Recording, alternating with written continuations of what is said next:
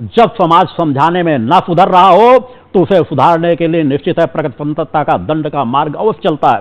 और मेरे द्वारा 25 वर्ष पहले सार्वजनिक मंच से माइक में घोषणा करके कहा गया था कि 25 वर्षों से 30 वर्षों के बीच का एक ऐसा अंतराल आएगा जिसमें एक ऐसी महामारी पैदा होगी जो महामारी करोड़ों करोड़ों लोगों को निगल जाएगी, और ऐसा विश्व युद्ध होगा जो एक भयानक रूप धारण करेगा। और धीरे धीरे उस विश्व युद्ध की ओर समाज बढ़ रहा है, जो सुनिश्चित है। समय कुछ आगे पीछे हो सकता है, मगर मैंने कहा कि मेरी कही हुई भविष्यवाणी कभी भी निष्फल नहीं होगी।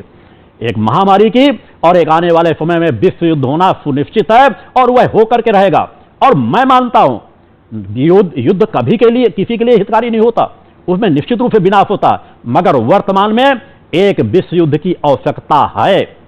उस विश्व युद्ध की आवश्यकता है। अगर आवश्यकता नहीं होगी तो ये आगे और बड़े भयानक विनाश की ओर चलती चली जाएगी। आप विश्व का आंकलन करके देखो, क्या वर्तमान विश्व में कहीं शांति नजर आती है? कहीं सत्य पथ की ओर कोई क्षेत्र बढ़ रहा है? कोई देश अपनी पूरी सामर्थ्य को उधर लगाने का प्रयास कर रहा है? सब विनाशकारी हथियार की होड़ जो लगी हुई है, इनका अंत क्या होगा? हर काल में हुआ है। हम राम का युग देख लें, कृष्ण का युग देख लें, या इस कलिकाल के युग में देख लें, हर जगह अधर्मी अन्यायियों ने अपने साम्राज्य को स्थापित कर लिया है। एक से एक विध्वंसक अस्त्र शस्त्र तैयार किए बैठे हैं, इस तरह के वायरस तैयार किए बैठे हैं। अब इससे बड़े अधर्मी अन्यायी और कौन होंगे? उन अधर्मी अन्यायियों का अस्तित्व समाप्त करने के लिए जनसंख्या नियंत्रण नितांत आवश्यक है। अगर सीमित दायरे में जनसंख्या होती है तो एक अलग शांति का वातावरण होता है। जो ये एक जनसंख्या का विस्फोट होता चला जा रहा है, समाज जब उसे नहीं रोकेगा तो परम सत्ता रोकेगी।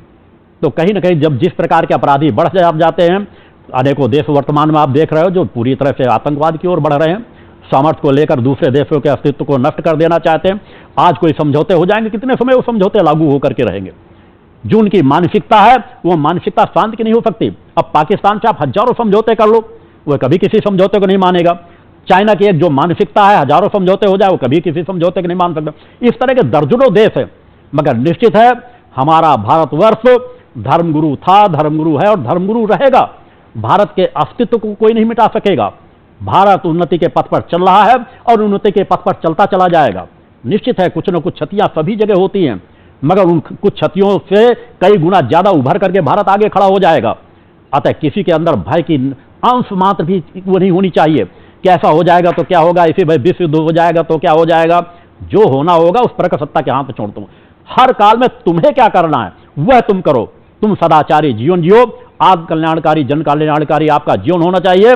और वर्तमान में कोरोना महामारी से मैंने कहा इसे सहज महामारी के रूप में मत लेना। यह भयानक स्वरूप दिखा चुकी है, दिखा रही है, और आगे भी कुछ समय तक जब तक इसका सही इलाज टीका के रूप में नहीं आएगा तब तक ये कुछ न कुछ प्रभाव अपना अलग अलग क्षेत्रों में दिखाती जाएगी और करोड़ों करोड़ों लोगों को अपने आगोश में अवश्य ले लेगी, ले रही